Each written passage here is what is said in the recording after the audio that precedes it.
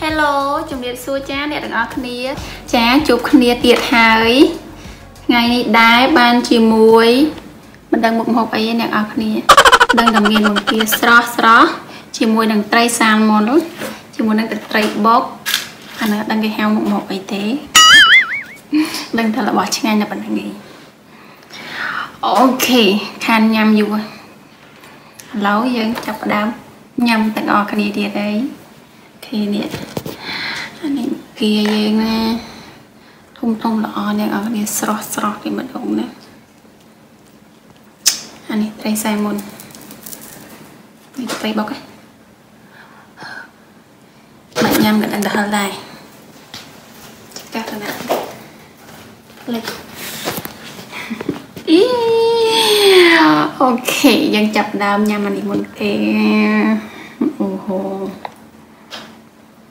sạch với tăng thần nó này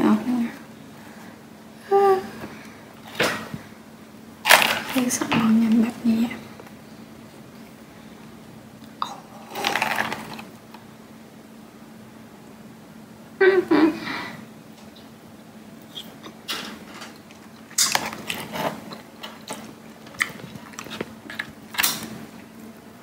ui hello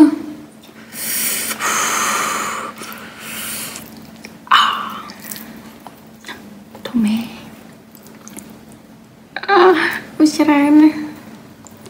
mọi dân tôi dân nhắm thu một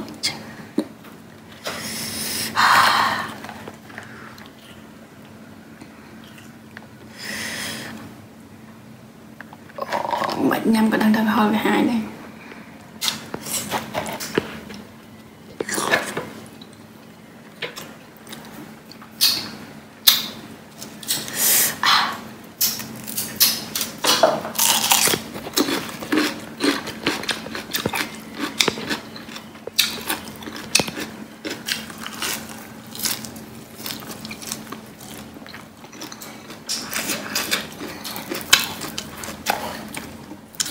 ôi hello nè các em ôi chân em mà đi bình ông chỉ để tình lòng với cha đang to đầy đi đó oh my god mấy cái nhà bị đôi dân em bị các bé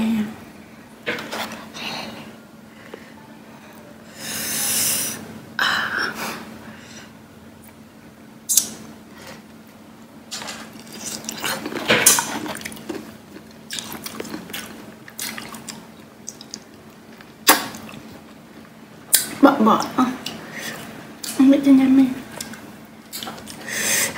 hello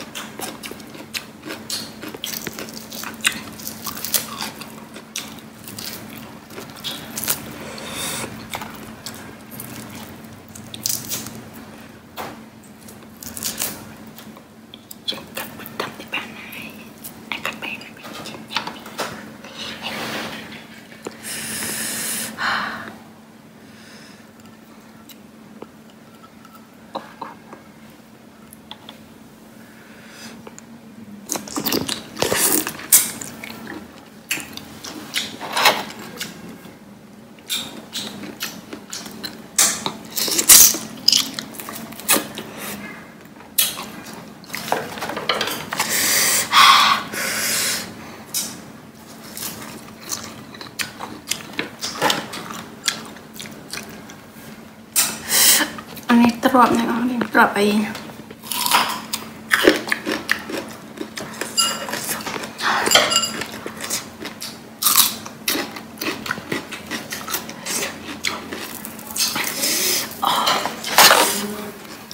tất cả nhiều rồi heo bỏ chiếc ngay này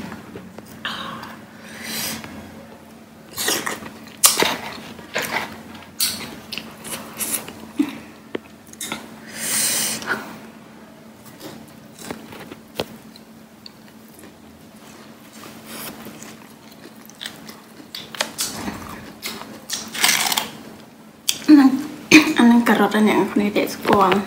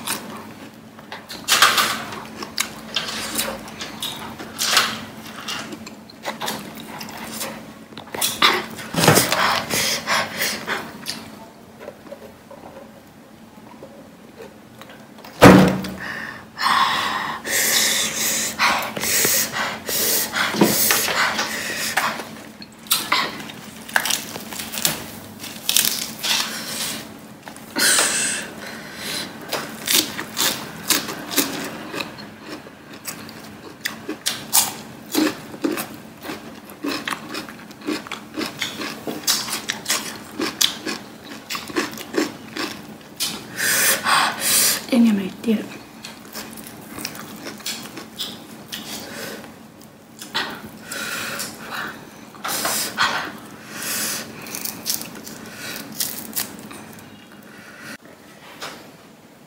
ok này ở đây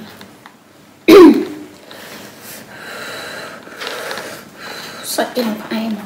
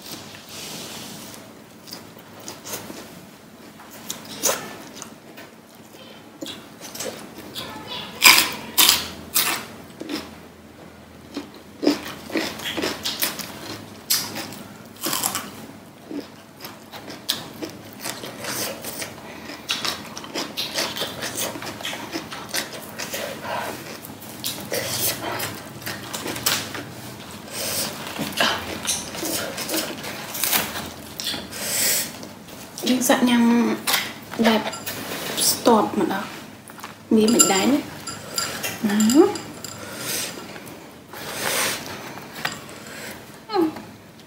Trong đó đây ấy cái mặt rất chi quyết định nó.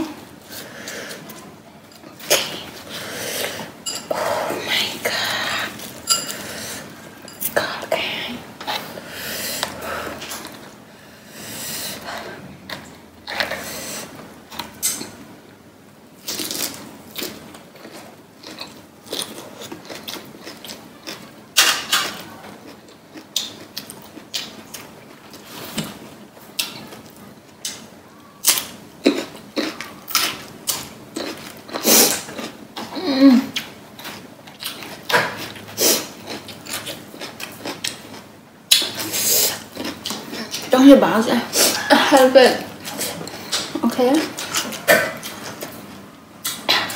ôi